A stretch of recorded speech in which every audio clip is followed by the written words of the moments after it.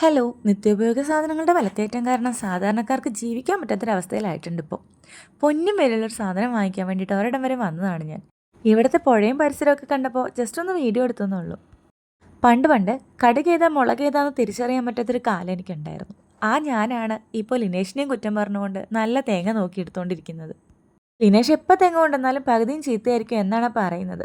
പക്ഷെ തേങ്ങയുടെ കാലപ്പഴക്കം മൂലമാണ് അങ്ങനെ സംഭവിക്കുന്നതെന്ന് അറിയാഞ്ഞിട്ടൊന്നുമല്ല. എന്നാലും നമ്മൾ പെണ്ണുങ്ങൾ ഇങ്ങനെയാണല്ലോ. ഒരു 10 പ്രാവശ്യമെങ്കിലും കുലുക്കി നോക്കിയും തറയിലിട്ടൊന്ന് ഉരുട്ടി നോക്കിയൊക്കെയാണ് കേട്ടോ ഞാനൊരു തേങ്ങ എടുക്കുന്നത്.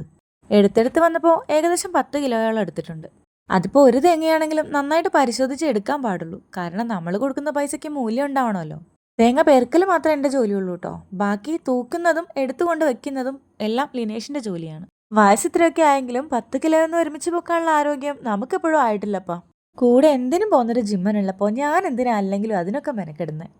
അപ്പോൾ ഇത് കളത്തറ ഓയിൽ മില്ലാണ് കേട്ടോ. നല്ല ചക്കിലാട്ടിയ വെളിച്ചെണ്ണയും നാടൻ തേങ്ങയും ഞാൻ ഇവിടുന്ന് വാങ്ങിക്കാറ്.